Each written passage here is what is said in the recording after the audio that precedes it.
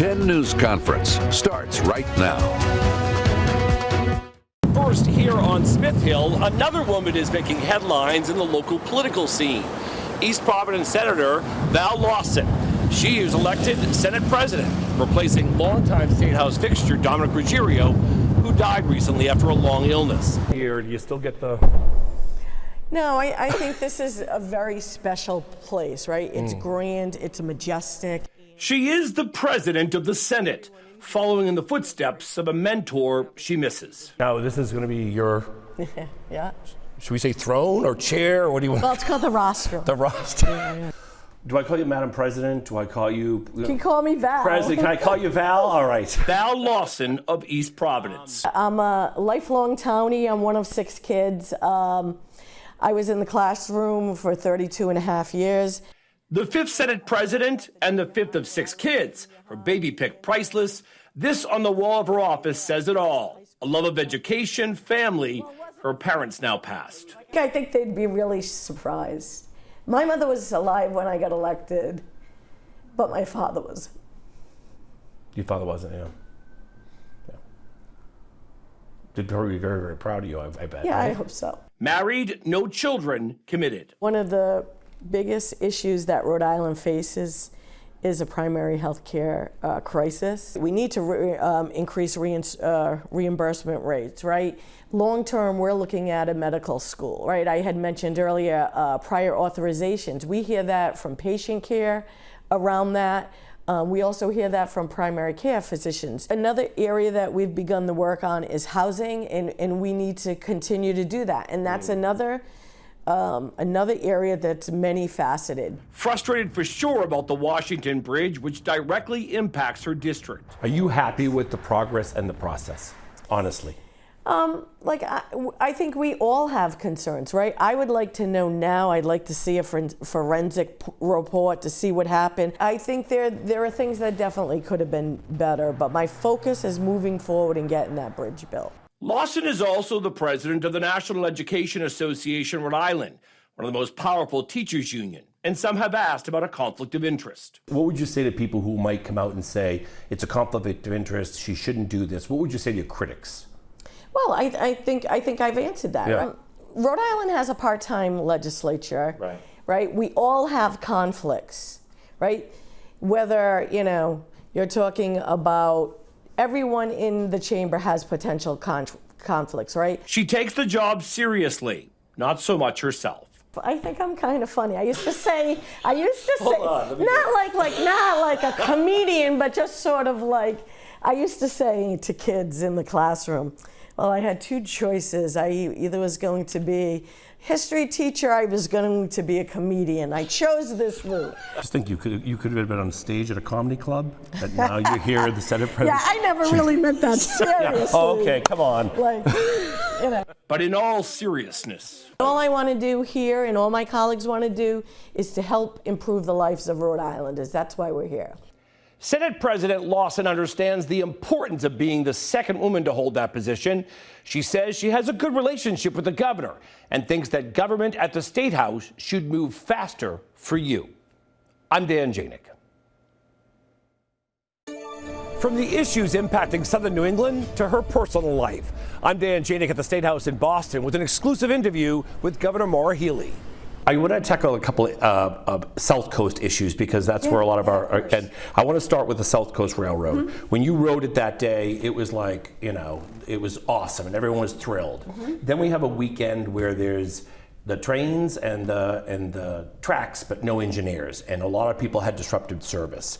What do you say to those people, and can they be guaranteed that can't happen again? Yeah, look, I am really glad that South Coast Rail is online. Big deal after 70 years, and that was important to me, and we made sure that it opened.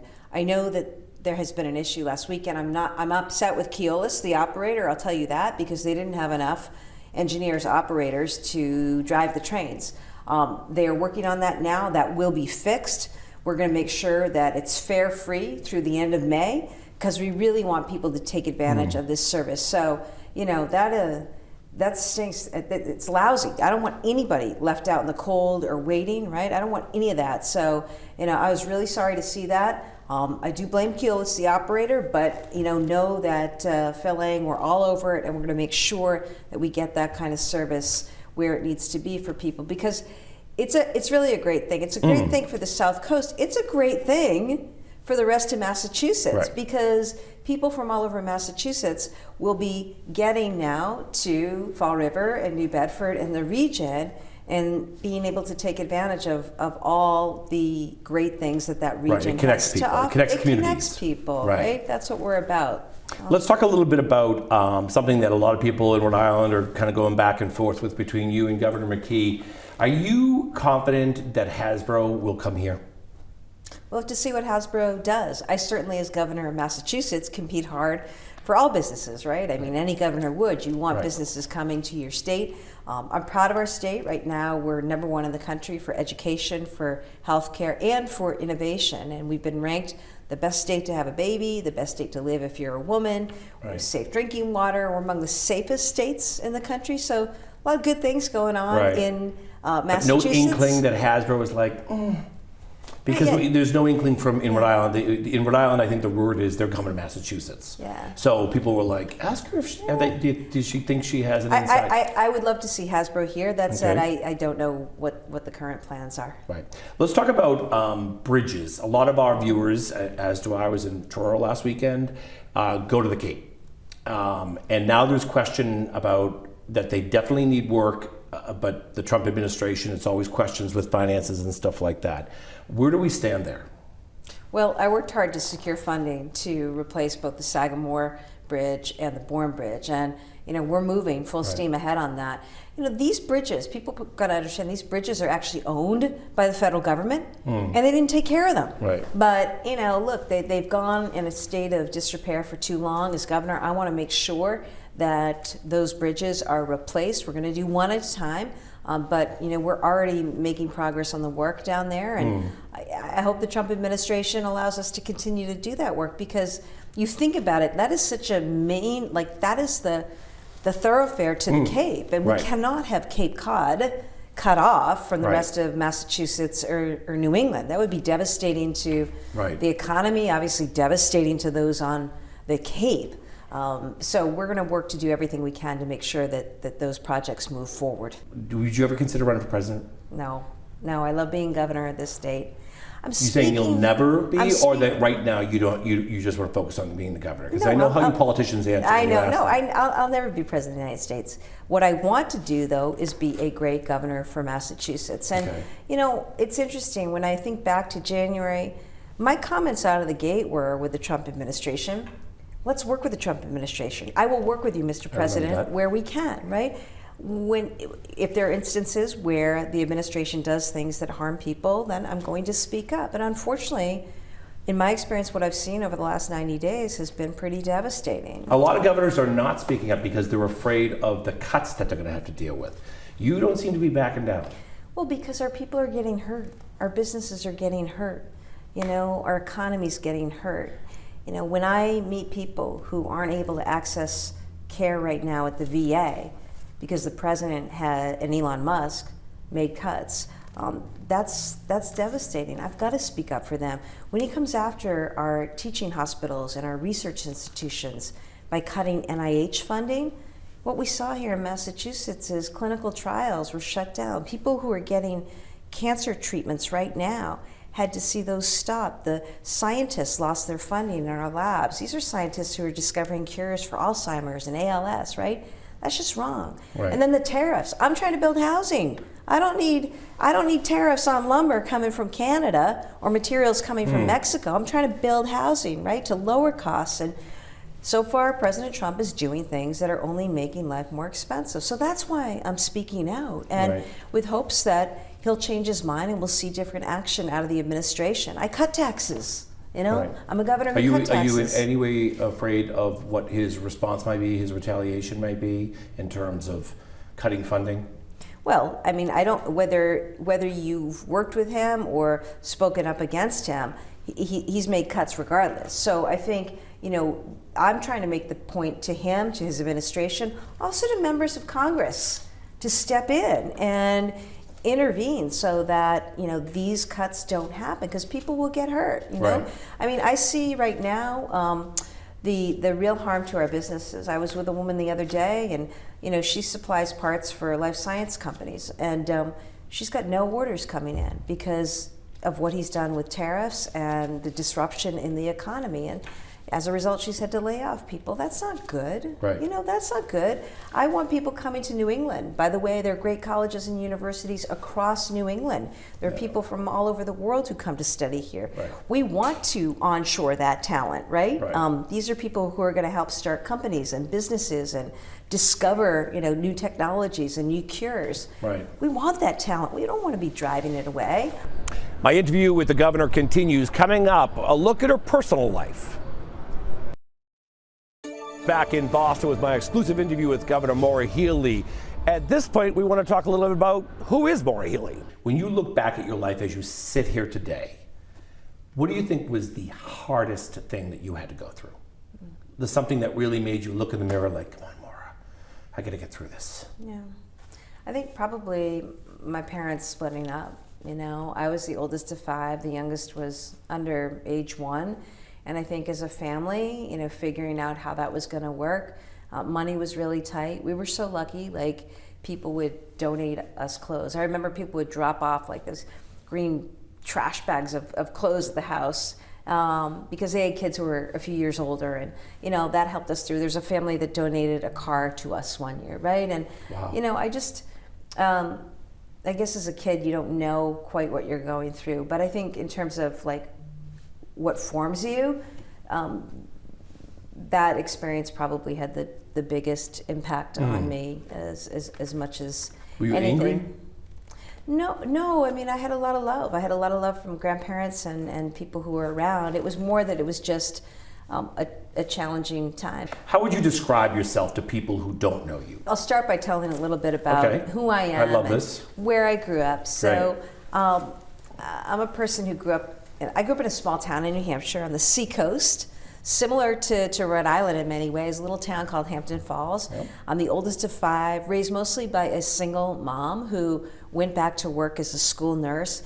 And it was a busy household, as you can imagine, with 5 kids. So she set us outside to play, to go to the beach. I threw myself into sports and schoolwork and really took to those things. So I had the opportunity to play a lot of sports. I ended up playing basketball in college as a result, and then played professionally years later. I heard you're pretty good. At one time I was pretty good. But I think growing up it was a busy household because my mom, again, was raising us on her own. We all, I think I learned to drive when I was like 10 or 12 years old because that's what you could get away with, right? Exactly. We also went to work really early, whether it was babysitting or cleaning people's houses.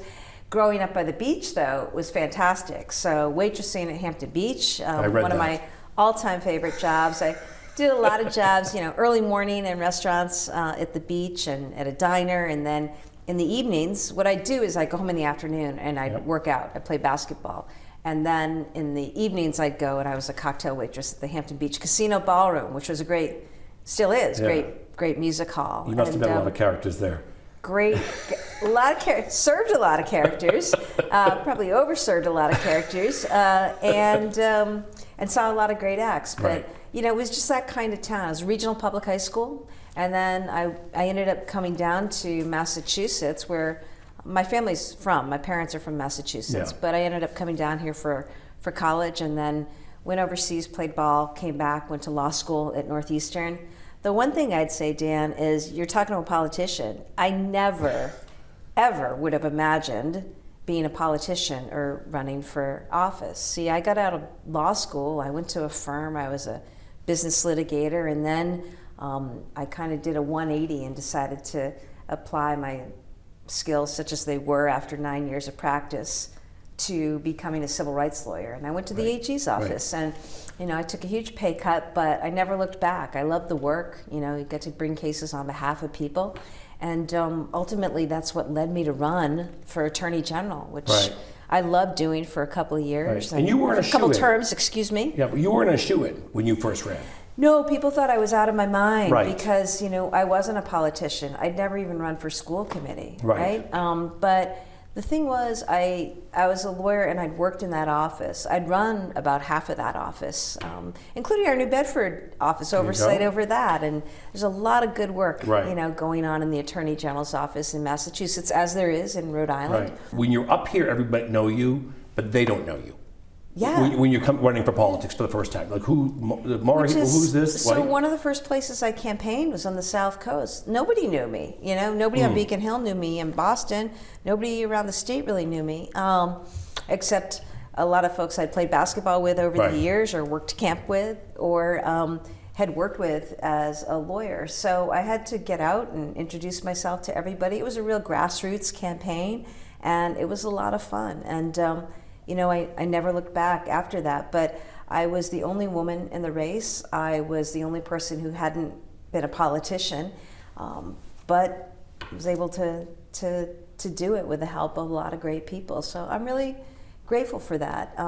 But when I talk to young people, and I talk to young people quite a bit, I try to reiterate to them, don't stress about life. Work hard, Right. And I think, I had that work ethic from my family and Clearly. from my mom and from my grandparents. And also just be open to experiences. I remember when I graduated from college, people thought I was crazy to go play professional basketball in Europe. At the time I graduated, there was no WNBA. Right. So the only place you could go was Europe. Right. And, there were opportunities to go to work on Wall Street, other places, and I think a lot of people thought I was crazy to go do that. I'm so glad That you did. that I did it because, I was a kid who grew up in small town New Hampshire. It gave me a chance to see the world and Right. have those experiences that, benefit me to this day. Right. So But sometimes I think at that age, a lot of people, get a good job, get some money, Yeah. and that the money is the security, as I opposed to know, the yeah. experience. I mean, money's obviously important, and Right. one of the things as governor, I'm really focused on building more housing because we got to make housing Right. cheaper, especially for young people. It's also the case, though, money, doesn't do everything, Right. and it's important to pursue things that you actually like too in life. And I'm lucky that I've been able to do that, do both, and yeah. I feel really fortunate now to be in this position. I have the support of a wonderful partner, Joanna, and our kids, and a great community of friends and family around Right. to help support me, in these times. I read a lot about your mother. Your mother must have been one heck of a woman because I'm the youngest of 7 boys. Are you? Right. So I know Yeah. I know what the family dynamic is and how team sports really help Yeah. you, and I think it probably makes you a better leader too. I don't hear much about your father. Yeah. Did he pass? I'm just curious about that. My parents split up when Okay. I was about 10 years old and later got divorced. And I think through that, it was a big time of adjustment and change. And I remember one of the things that my mom did is, this is sort of a funny story, she sold her wedding ring and her engagement ring, and she used the money to pave a basketball court, a half court, out behind our old farmhouse. What a hot ticket. And I think it was pretty brilliant because she had 5 kids, Yeah, and bold, right? too, right? And she needed something for them to do. So she paved the basketball court. I was out there every day. I'm really fortunate that later in life, after a period of sort of estrangement, I was able to form a relationship with my dad once again, who was a wonderful person. But sadly, he passed away of cancer a few years after that. And that was part of what inspired me to go to the Attorney General's office, leave big law. It's like life is short, Right. And make sure you make the most of it. And he worked for the Environmental Protection Agency, worked for the federal government, and I used to come in to work with him sometimes.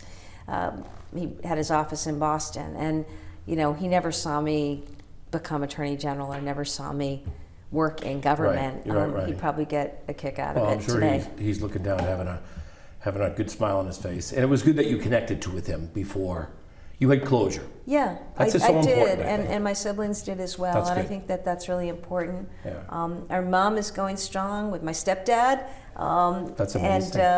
And still living on the family farm where we grew up. She just retired from school nursing a couple years ago. That's incredible. She's 80. She'll be 81 in June. So Wow, I'm 81 really, years young. Yeah, and I'm really fortunate that she was such a role model. Yeah. I think in this job, I'm still in the minority, right? There are very few women who are governor in this country. There are very few women who are attorney general, and having somebody like my mom who was a leader in her own way, and Right. somebody who had a lot of strength and also heart. She was a really great role model for me to have. Let me ask you about your partner. Somebody told me who had come out a few years ago, and they said to me, and this is a true story, and they said, I don't even know if she's going to be a good politician, but the fact that she has embraced it has truly helped me. Do you realize how hard it was for you and how easy you've made it for some people? I mean, when you're the only one in the room like you notice, right? I remember going to my first meeting when I was Attorney General, elected. This is the national meeting of AGs. And, I was walking through the hall and introducing ourselves to other AGs.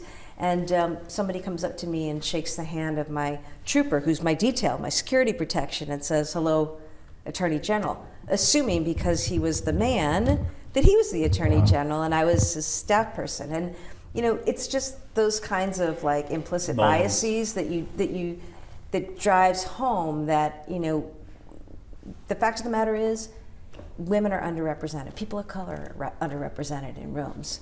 Gay people are too. Right. And so for me, while I don't think about it consciously in my day-to-day, I am made aware when little girls come up to me, or sometimes gay people come up to me and say, thank you. Thank you for allowing me to see something for myself or my child, to see that something is possible, to see that, you're able to serve in this role as governor. And if that helps someone see a possibility for themselves, that's great. That's what I want. I'll also say this. I think representation matters. I think we get better laws when, we have more people are represented, right? Different viewpoints are represented, different experiences are represented. When I make laws here, when I come out with policies here, I want to make sure that I have input from a variety of stakeholders, including from geography, because what somebody in a city thinks might be different for somebody who lives in a rural community or suburban community. On a much lighter note, is it true that Caddyshack is your favorite movie? Yeah, I mean, it has been for a long time.